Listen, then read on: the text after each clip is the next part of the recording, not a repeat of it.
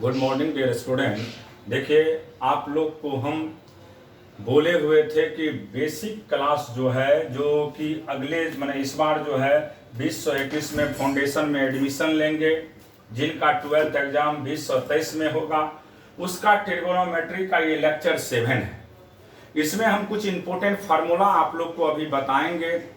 आप लोग सभी फार्मूला को याद रखिएगा और सभी लोग गुड लक फिजिक्स क्लास को सब्सक्राइब करिए, लाइक करिए, शेयर करिए और वीडियो को शुरू से लास्ट तक देखिए, तब आपको मजा आएगा कि क्या पढ़ाया जाता है, क्या समझाया जाता है। जब तक आप वीडियो को शुरू से लास्ट तक नहीं देखेंगे, आपको एक्चुअल पता नहीं चलेगा। इसीलिए हम सबों से रिक्वेस्ट कर रहे हैं कि जो भी वीडियो को देखते हैं वह शुरू से लास्ट तक देखने का काम करिए, तब आपको समझ में आएगा कि मैथमेटिकल टूल्स का क्या यूज होता है फिजिक्स में। बगैर आप समझे फिजिक्स नहीं सीख सकते हैं। तो देखिए, हम कंपाउंड एंगल की बात कर रहे हैं, तो यहाँ पे हम अभी बात करेंगे साइन कॉस का। तो देखिए, साइन जो है उस साइन ही रह जाता है, यानी प्लस है तो प्लस रहेगा, माइनस है तो माइनस रहेगा। लेकिन कॉस जिद्दी फंक्शन होता है। कॉस जो है वह कौन सा फंक्शन है? जिद्दी फंक्शन है। इसका कहने का मतलब आप दिखाते हैं हम अभी जस्ट आपको एंगल के माध्यम से। जैसे पहला फॉर्मूला देखिए, साइन ए प्लस बी की बात कर रहे हैं, तो इसका सिंपल फॉर्मूला होता है sine A into cos B plus cos A into sine B. अब देखिए ध्यान से, हम क्यों बोले साइन साइन ही रहता है। अगर यहाँ पे प्लस साइन है तो यहाँ पे भी प्लस साइन है। साइन कॉस के भी साथ जाता है, कॉस साइन के साथ भी जाता है। यहाँ पे साइन के साथ रहता है, यानी जो भी आपका साइन है, अगर प्लस है तो बीच में कौन सा साइन है? प्लस है। फिर दूसरा देखिए, अगर मान लीजिए साइन आपको a माइनस बी की बात करते हैं तो माइनस है बीच में, तो यहाँ पे भी माइनस होगा। Sine a into cos B minus cos a into sine b. अगर प्लस है तो प्लस हुआ, माइनस है तो माइनस हुआ। लेकिन जैसे ही तीसरा हम कॉस की बात करेंगे तो कॉस देखिए, ये हमने पहले ही बोले कॉस जिद्दी फंक्शन होता है। ये या तो रहेगा तो कॉस के साथ ही, जब भी रहेगा ये तो कॉस कॉस के साथ, इसलिए इसको हम लोग कौन सा फंक्शन कहते हैं? जिद्दी। जिद्दी फंक्शन है ये। कॉस वाले जो है वह जिद्दी फंक्शन है।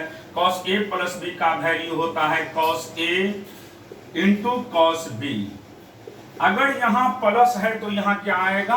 माइनस आएगा, sign A into sine B. तो सिंपल याद रखिएगा कि कॉस कौन सा फंक्शन होता है? जिद्दी फंक्शन है। यानी कॉस ए प्लस बी है तो cos A into cos B, यानी कॉस जब भी रहेगा तो कॉस के साथ, साइन रहेगा साइन के साथ, इस केस में, क्योंकि ये जिद्दी फंक्शन है। यहाँ पे प्लस है तो यहाँ पे क्या आ गया? माइनस। चौथा देखिए, अगर यहाँ पे हम माइनस देते हैं a माइनस बी, तो यहाँ पे निश्चित क्या आएगा? प्लस आएगा। Cos a into cos B plus sine a into sine b. इसका जिद्दी का मतलब तो समझते हैं, जैसे कोई जिद्दी आदमी होता है तो जो रट लगाएगा वह जब तक मनाएगा नहीं आपसे, तब तक वह छोड़ने वाला नहीं है। उसी तरीका से कॉस के साथ है, ये जिद्दी फंक्शन होते हैं। अगर मान लीजिए हम लोग कॉस ए प्लस बी लेते हैं तो यहाँ माइनस होगा, कॉस ए माइनस बी लेते हैं तो यहाँ क्या हो जाएगा? प्लस होगा। यहाँ तक कोई दिक्कत हमारे हिसाब से नहीं होना चाहिए। ये कंपाउंड की बात कर रहे हैं। अब देखिए, इसमें और कुछ फार्मूला है। जैसे हम बात करते हैं टेन का, तो टेन भी स्मूथ फंक्शन है, यानी साइन के अनुसार ही है। लेकिन कॉस सिर्फ कौन सा फंक्शन है? जिद्दी फंक्शन होता है।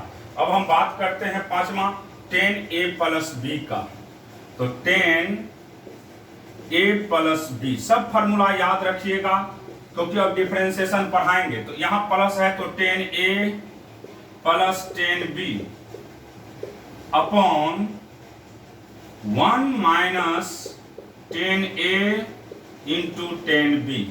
अब समझ लीजिए एक बार, ये देखिए अल्टीमेट सबको रखना ही पड़ता है, हम हो आप हो सभी को रखना ही पड़ेगा। लेकिन कुछ टेक्निक है, अगर याद रख सके तो भला है, न याद रख सके तो रट जाइएगा। टेन ए प्लस बी है तो tan A plus tan B by 1 minus tan A into 10b। सभी लोग बार बार कह रहे हैं कि गुड लक फिजिक्स क्लास को सब्सक्राइब करिए, लाइक करिए, शेयर करिए, और आप लोग जब भी वीडियो स्टार्ट करते हैं तो शुरू से लास्ट तक देखिए, तब मैथ का खासियत समझ में आएगा, और तब फिजिक्स आप जब पढ़िएगा तो देखिएगा कहीं कोई डाउट नहीं होगा। अब जैसे 10a प्लस बी है तो यहां पे प्लस दिए, नीचे में क्या हो गया माइनस। लेकिन इसी तरीका से अगर मान लीजिए 10a माइनस बी की बात करते हैं, माइनस है तो ऊपर में माइनस होगा, तो 10a minus 10b by 1 plus 10a into 10b, 1 plus 10a into 10b। अब देखिए इसके बाद हम नेक्स्ट की बात करते हैं, नेक्स्ट कॉन्सेप्ट की बात करते हैं। ये तो हो गया आपका। अब फैक्टराइजेशन फार्मूला समझिए, ये सिंपली याद रखिएगा 10a प्लस b का सिंपल फार्मूला होता है 10a plus 10b by 1 minus 10a into 10b। 10a minus b की बात करते हैं तो 10a minus 10b by 1 plus 10a into 10b। अब देखिए इसके बाद हम नेक्स्ट कंसेप्ट की बात कर रहे हैं, फैक्टराइजेशन। फिर तब डी फैक्टराइजेशन की बात करेंगे। आज सब फार्मूला लिख देते हैं और फिर उसके बाद आप लोग सबको रट जाइएगा, तब हम आगे पढ़ाते चले जाएंगे। नेक्स्ट कंसेप्ट है फैक्टराइजेशन।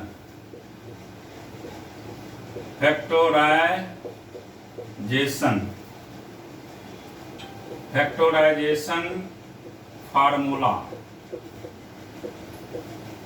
फैक्टराइजेशन फार्मूला की बात कर रहे हैं। देखिए इसमें बहुत इंपॉर्टेंट है, इस सब का देखिएगा फिजिक्स में कितना यूज है, इसलिए सब लोग रटिएगा साइन सी प्लस साइन डी। अगर साइन सी प्लस साइन डी है तो सुन लीजिए, हमने पहले ही बोले कि साइन के अनुसार रहता है, ये जिद्दी नहीं है। तो यहाँ पे साइन सी प्लस साइन डी की बात करते हैं तो इसका सिंपल फार्मूला होगा 2 साइन, एक साइन होगा दूसरा कॉस होगा, c plus d by 2 into cos c minus d by 2। Sine c plus sine d की बात करते हैं तो 2 sine c plus d by 2 into cos c minus d by 2। दूसरा sine c minus sine d की बात करते हैं, sine c minus sine d की बात करते हैं तो इसका सिंपल फार्मूला होगा 2 cos c plus d by 2, 2 cos c plus d by 2 into sine c minus d by 2। इसका मतलब ये हुआ कि अगर आपके पास साइन है, अगर आपके पास साइन है तो एक साइन एक कॉस है, फिर माइनस हो या प्लस हो। अगर प्लस है तो पहले साइन लेंगे c प्लस डी बाई 2, अगर माइनस रहेगा बीच में तो पहले कॉस लेंगे c प्लस डी बाई 2। अब तीसरा फार्मूला देखिए आप लोग। अब कॉस की बात करते हैं, cos c plus cos d। तो देखिए ये जिद्दी फंक्शन है, जब ये कॉस के साथ रहेगा तो सिर्फ कॉस ही होना चाहिए, तो इसका सिंपल फार्मूला होता है 2 cos c plus d by 2, 2 cos c plus d by 2 into cos c minus d by 2, c minus d by 2। फिर अगर चौथा की बात करते हैं cos c माइनस डी का, cos c minus cos d का, तो देखिए ये जिद्दी फंक्शन है, जब रहेगा तो दोनों cos रहेगा, नहीं रहेगा तो दोनों sin रहेगा। तो cos c minus cos d की बात करते हैं तो इसका सिंपल फार्मूला होगा, या तो आप ऐसे लिखे 2 sin c plus d by 2 into sine d minus c by 2। इसको ऐसे भी लिखता है लोग, कोई लोग ऐसे भी लिखते हैं तो कोई दिक्कत नहीं है। 2 sine c plus d by 2, लेकिन यहां माइनस कॉमन ले लीजिएगा तो sine c minus d by 2। तो जैसे याद रख सकते हैं रखिएगा इसको। ये हो गया आपको फैक्टराइजेशन फार्मूला। हम तोड़ते हैं, फैक्टराइज करते हैं, तो साइन जब रहेगा चाहे प्लस हो या माइनस हो, एक साइन रहे एक कॉस रहेगा। लेकिन जब कॉस रहेगा तो या तो दोनों कॉस रहेंगे या तो दोनों साइन रहेंगे, या तो दोनों कॉस रहेंगे या तो दोनों साइन रहेगा। समझ में आ रहा है ना? अच्छा से एंजॉय करके पढ़ते रहिए, क्योंकि हमें भी पता है कि थोड़ा सा दिक्कत होता है ऑनलाइन क्लास में, लेकिन वीडियो को जब तक शुरू से लास्ट तक नहीं देखेगा पता नहीं चलेगा। सभी फार्मूला को रटते हुए आप लोग आगे बढ़ेंगे। अब देखिए डी फैक्टराइजेशन की बात कर रहे हैं। ये तो फैक्टराइजेशन फार्मूला हो गया। अब नेक्स्ट हम बात करते हैं डी फैक्टराइजेशन के विषय में। De factorization, D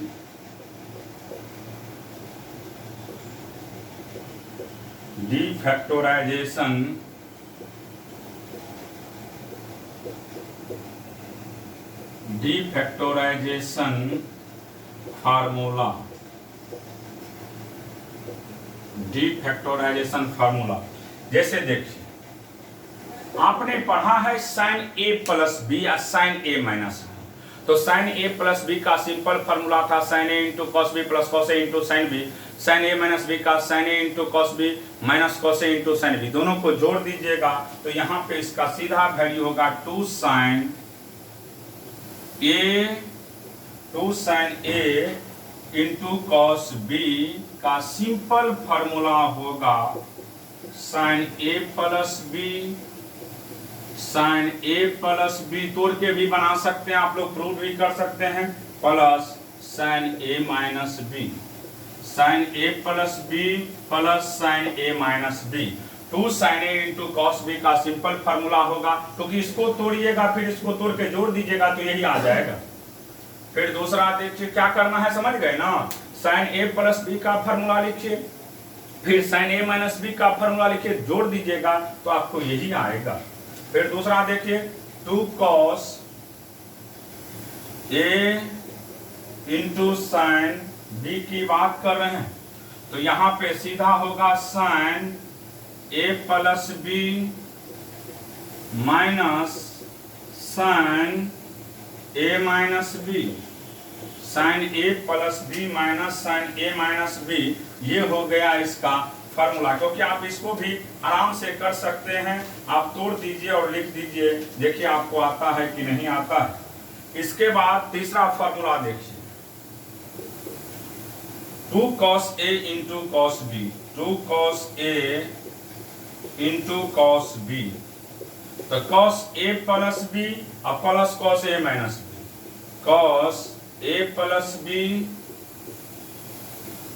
plus cos A minus B, ये दोनों को आप तोड़िए। जैसे ही तोड़िएगा cos A plus B plus cos A minus B, आपको यही निकल जाएगा। फिर देखिए चौथा में 2 sine A into sine B. तो देखिए या तो दोनों cos रहेगा तो cos A प्लस बी, या तो दोनों साइन रहेगा तो cos, बीच में माइनस साइन लग जाएगा, cos A माइनस बी। याद रखिएगा इसको, minus cos A plus B. आप इसको तोड़ के देखिए आपको आंसर आ जाता है कि नहीं। तो ये है आपको D factorisation formula. D factorisation अगर कहीं पे भी सर्च करिएगा तो तुरंत आ जाएगा। Good luck physics classes Patna डाल करके आप सर्च कर सकते हैं। तो डी फैक्टराइजेशन ये हो गया। अगर दोनों कॉस है तो cos A plus B plus cos A minus B, दोनों साइन है तो cos A minus B minus cos A plus B. इसको ज्यादा याद रखिएगा क्योंकि ये लोग भूल जाते हैं और गलती करते हैं इसमें। अब देखिए हम बात कर रहे हैं नेक्स्ट कंसेप्ट का, ध्यान में रखिएगा। ये सब जो भी कॉन्सेप्ट चल रहा है इसको दिमाग में रखना होगा आप लोग को। Double angle and half angle formula. Double angle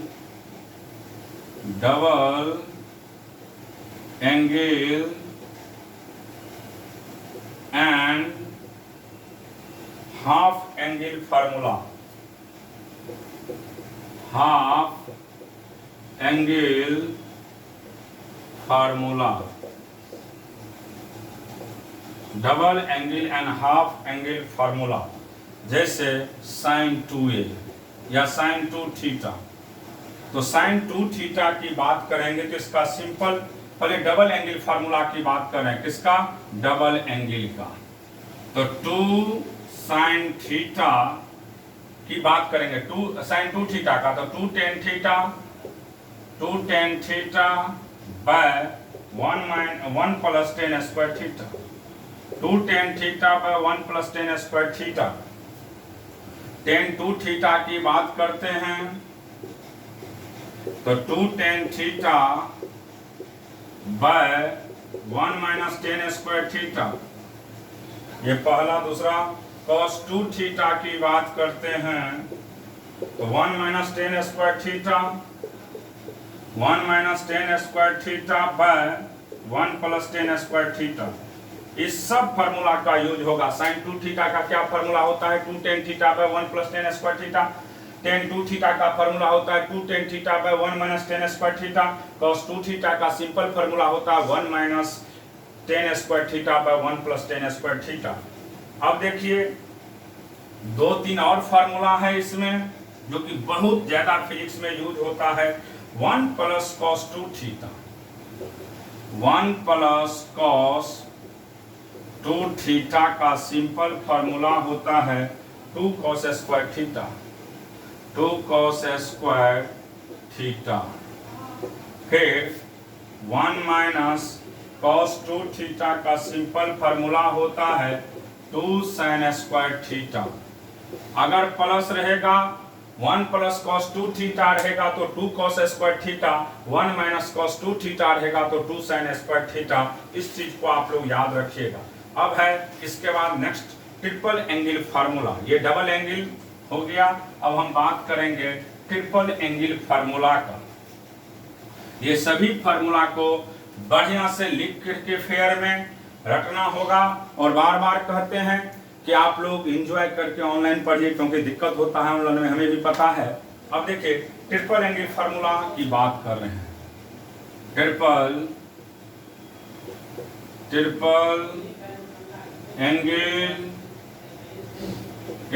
angle formula, triple angle formula की बात कर रहे हैं। जैसे देखिए sin 3a की बात कर रहे हैं, इसका सिंपल फार्मूला होगा 3 sin a minus 4 sin cube a, 3 sin a minus 4 sin cube a, बहुत इंपॉर्टेंट है। दूसरा फार्मूला cos 3a, ये जिद्दी फंक्शन है तो निश्चित है चेंज कर जाएगा उसके। अब देखिए इसको लिखेंगे 4 cos cube a minus 3 cos a, 4 cos cube a just उल्टा हो जाएगा माइनस 3 cos a। उसके बाद हम बात करते हैं tan 3a फार्मूला का। tan 3a का सिंपल फार्मूला होता है 3 tan a minus tan cube a by 1 minus 3 tan square a। याद रखिएगा tan 3a का फार्मूला होता है 3 tan a minus tan cube a by 1 minus 3 tan square a। Fourth formula देखिए cot 3a का। cot 3a की बात करेंगे तो इसका सिंपल फार्मूला होगा cot cube a minus 3 cot a just उल्टा 3 cot a by 3 cot square a minus 1, 3 cot square a minus 1। इस चीज को आप लोग याद रखिएगा, बहुत इंपॉर्टेंट है ये सभी। अब देखिए इसके बाद ये तो ट्रिपल फार्मूला हो गया, इस सब को रट जाइएगा सभी लोग।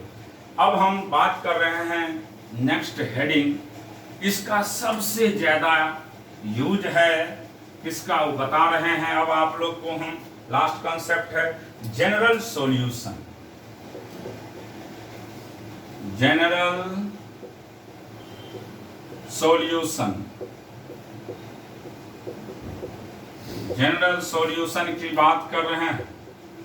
इसको VVI कर दीजिएगा सभी लोग, सबसे ज्यादा यही यूज होता है जनरल सॉल्यूशन। इसका जनरल सॉल्यूशन का सबसे ज्यादा यूज होता है, इसको दिमाग में आप ज्यादा ही याद रखेंगे।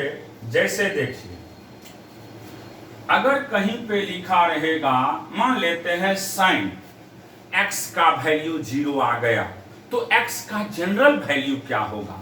जैसे साइन एक्स का वैल्यू 0 आ गया, कॉस एक्स का वैल्यू 0 आ गया, तो इस सब का जनरल वैल्यू क्या होता है उसी को लिख रहे हैं। साइन, मान लीजिए साइन एक्स का वैल्यू 0 है, साइन एक्स का वैल्यू क्या है 0, तो आपसे पूछेगा एक्स का वैल्यू क्या होगा, तो एक्स बराबर याद रखेगा n पाई। कैसे, वो भी समझिए। अगर बाबू मान लो n के बदले 0 रखते हैं तो साइन 0 0 होता है, n के बदले 1 रखते हैं तो साइन पाई का भी वैल्यू 0 होता है, 2 रखते हैं तो साइन 2 पाई का भी वैल्यू 0, 3 रखते हैं तो साइन 3 पाई का भी वैल्यू 0, 4 रखते हैं तो साइन 4 पाई का भी वैल्यू 0। यानी n के बदले कोई भी इंटीजर आप देते हैं तो उसका वैल्यू 0 होगा, इसलिए साइन x का वैल्यू अगर 0 है तो x बराबर क्या होगा, n पाई। दूसरा देखिए, cos x का वैल्यू अगर 0 है, cos x का वैल्यू अगर 0 है तब x का वैल्यू क्या होगा? तो याद करिए cos कहां कहां 0 होता है, तो आपको पता होना चाहिए इसका मल्टीपल अगर पाई बाय 2 का होता है, अगर इसका मल्टीपल पाई बाय 2 का होता है तो निश्चित cos का वैल्यू 0 होगा। जैसे यहाँ पे n के बदले 0 पुट करिए तो पाई बाय 2 हो गया, cos पाई बाय 2 यानी cos 90 का वैल्यू 0 होता है।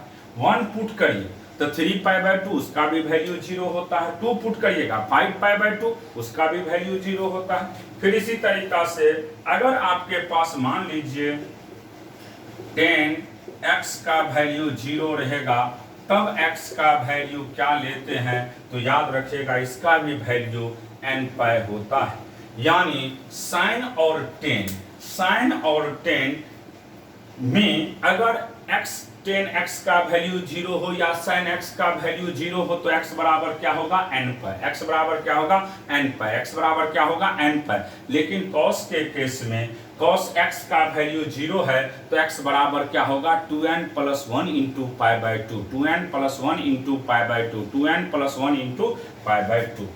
अब देखिए अगर इसमें कभी कभी इस तरीका से दे देता है, इसको याद रखिएगा, ये सबसे ज्यादा SH है, सिंपल हार्मोनिक मोशन का नाम है, वहां यूज होगा। जैसे कहीं लिखा रहता है a sin x plus b cos x, math में भी ये सब पढ़ाएंगे आप लोग को, वैसे इसको प्रूव करेंगे आगे। इसका कोई मैक्सिमम वैल्यू पूछेगा तो इसका मैक्सिमम वैल्यू की बात करेगा तो रट जाना under root a square plus b square. a sin x plus b cos x का मैक्सिमम वैल्यू कोई पूछेगा तो रट जाना under root a square plus b square, और इसका मिनिमम वैल्यू कोई पूछेगा तो अंडर रूट माइनस साइन के साथ। a square plus b square तो होगा लेकिन किस साइन के साथ, माइनस साइन के साथ।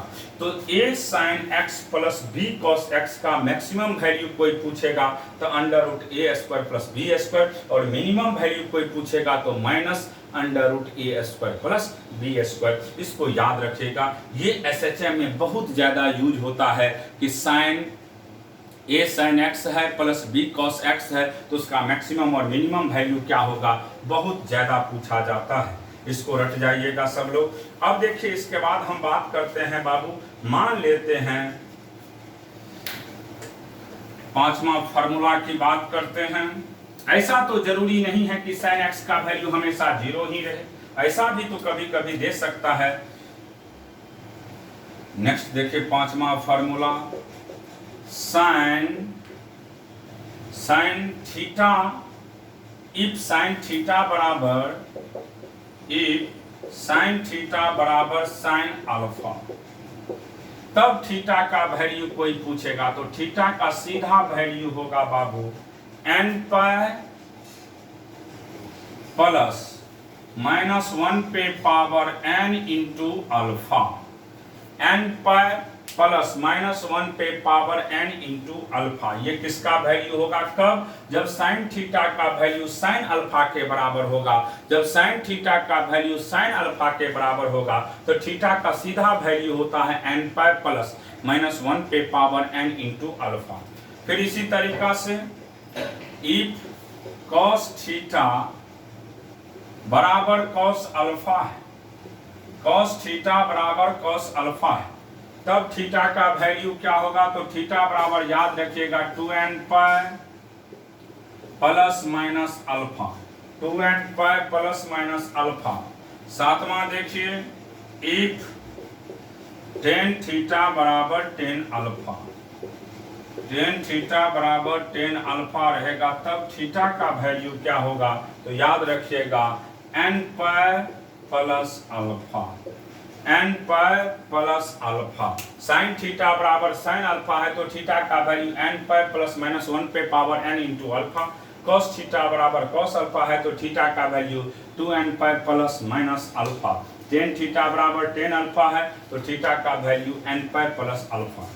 अब इसी तरीका से मान लीजिए स्क्वायर का टर्म कभी कभी दे देता है। आठवां में सब याद कर जाइएगा, जनरल वैल्यू बहुत ज्यादा यूज होगा। आठवां में एक साइन स्क्वायर थीटा बराबर sine square alpha. Sine square theta का वैल्यू क्या है बाबू? Sine square alpha.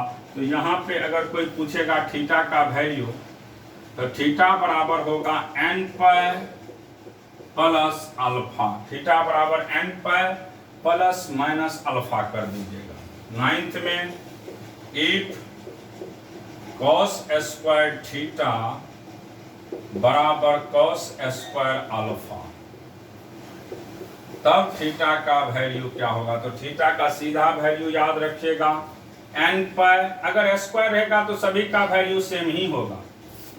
10 में अगर टेन स्क्वायर थीटा बराबर टेन स्क्वायर अल्फा, तो याद रखिएगा थीटा का वैल्यू अभी भी n pi plus minus alpha. इसका मतलब ये हुआ कि अगर स्क्वायर टर्म रहेगा, अगर स्क्वायर टर्म रहेगा तो सभी का वैल्यू ऑलवेज क्या होगा?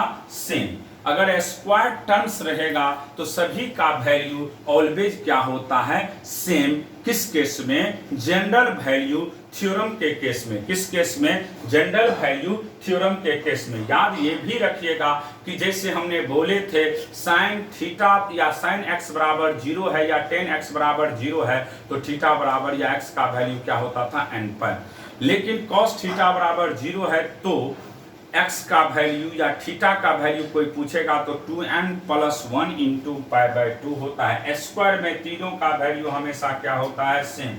याद रखिएगा, नोट करके यहाँ पे लिख देते हैं। नोट में alpha is the principal angle. Alpha कौन सा एंगल है? प्रिंसिपल एंगल है। तो ये आपका जनरल वैल्यू थ्योरम है। ये सभी चीज को आप लोग अगर अच्छा से याद रखेंगे तो हमें नहीं लगता है कहीं दिक्कत होने वाला है। सबसे पहला काम आप याद ये रखिएगा कि स्क्वायरिंग का टर्म रहेगा। किसका टर्म रहेगा? स्क्वायर का टर्म। तो जैसे साइन स्क्वायर बराबर साइन अल्फा है, कॉस स्क्वायर बराबर कॉस अल्फा है, टेन स्क्वायर बराबर टेन अल्फा है। तो याद ये रखना है बाबू, थीटा का वैल्यू हमेशा तीनों ही केसेस में क्या होगा? n pi plus minus alpha. क्योंकि स्क्वायर जब रहता है तब याद रखिएगा तीनों का वैल्यू ऑलवेज क्या होता है? सेम। चाहे वह साइन हो, चाहे वह कॉस हो, चाहे वह टेन हो। क्लियर हो गया? उसके बाद जैसे हमने बोले कि साइन थीटा या साइन x बराबर 0 है तो x का वैल्यू क्या होगा? तो सिंपल याद रखिएगा n पाई होगा। फिर टेन x का वैल्यू 0 है तो x बराबर क्या होगा? n पाई होगा। फिर cos x का वैल्यू 0 है तो x का वैल्यू क्या होगा? 2n plus 1 into pi by 2 होगा। तो जितने भी ये जनरल वैल्यू हमने अभी पढ़ाए हैं, सभी जनरल वैल्यू को अगर याद रखिएगा आप लोग तो हमें नहीं लगता है कि किसी तरह का दिक्कत होगा। तो आज हमने आप लोग को जो पढ़ाए हैं वह ट्रिगोनोमेट्री का इंपॉर्टेंट कॉन्सेप्ट था। आज आपका ट्रिगोनोमेट्रिकल फंक्शन खत्म हो जा रहा है। सभी चीज को याद रखिएगा। जैसे हमने पढ़ाए थे डिग्री, रेडियन, उसके बाद हमने पढ़ाए थे एंगल का वैल्यू कैसे फाइंड किया जाता है। 90 का मल्टीपल ऑड रहेगा तो चेंज करता है, इवन रहेगा तो नो चेंज। फिर हमने ये भी पढ़ाए थे कि फर्स्ट क्वाड्रेंट में ऑल पॉजिटिव, सेकंड में साइन और कोसेक, थर्ड में टेन और कॉट, फोर्थ में कॉस और सेक। तो जितनी भी ट्रिगोनोमेट्रिकल फंक्शन हमने अभी तक आप लोग को पढ़ाए हैं, सभी ट्रिगोनोमेट्रिकल फंक्शन को अच्छा से रटते हुए नोट कर लीजिएगा और उसको बार बार देखते रहिएगा, क्योंकि हो सकता है कल से आप लोग का कैलकुलस का जो पार्ट्स है मैथमेटिकल टूल्स में, जैसे डिफरेंशिएशन हो गया, इंटीग्रेशन हो गया, लिमिट्स का कुछ पार्ट्स है, तो ये सब पढ़ाया जाएगा। उसके बाद हम लोग फिजिक्स स्टार्ट करेंगे। कहाँ से? यूनिट एंड डायमेंशन से देखेंगे, यूनिट एंड डायमेंशन से ही स्टार्ट करेंगे। तब तक आप लोग करिएगा क्या कि जितना भी हमने अभी तक ट्रिगोनोमेट्री में, अलजेब्रा में जो भी फार्मूला पढ़ाए हैं, सभी फार्मूला को अच्छा से नोट करके लिख लीजिएगा और उसको बार बार देखते रहिएगा। और हम बार बार कहते रहते हैं कि गुड लक फिजिक्स क्लासेस को सब्सक्राइब करिए, लाइक करिए, शेयर करिए और वीडियो को शुरू से लास्ट तक देखने का काम करिए। तब देखिएगा आपको पढ़ने में कितना मजा आएगा, क्योंकि एक दूसरे को जब तक आप कोरिलेट नहीं करते हैं, अलजेब्रा को मान लीजिए ट्रिगोनोमेट्री से कोरिलेट करना होगा, ट्रिगोनोमेट्री को कैलकुलस से कोरिलेट करना होगा, तो कोरिलेशन सीखिए। कोरिलेट करना जब आप स्टार्ट कर देंगे तो अभ्यस है कि आपको पेपर में धीरे धीरे इंटरेस्ट जगना भी स्टार्ट हो जाएगा। थोड़ा सा टाइम लगता है, शुरुआत है, शुरू में थोड़ा सा इंटरेस्ट सभी लोग जगाइए ताकि मैथमेटिकल टूल्स आपका बहुत अच्छा हो सके। ठीक है, आज हम इतना ही पढ़ा करके क्लास को ऑफ कर रहे हैं। फिर लास्ट में बोल रहे हैं कि वीडियो को शुरू से लास्ट तक देखने का काम करिए। बार बार कर रहे हैं, शुरू से लास्ट तक देखिएगा तो देखिए फिर कितना मजा आता है, जीवन खुशहाल हो जाएगा। जो आपने सोचा नहीं है वह भी सीखना स्टार्ट हो जाएगा। इसी अंदाज में आप लोग पढ़ते हुए आगे बढ़ते रहिए। अगले दिन यानी कल हम इसके आगे आप लोग को कुछ और इम्पोर्टेंट पहलू को बताएंगे। तब तक के लिए आज क्लास को रोक रहे हैं।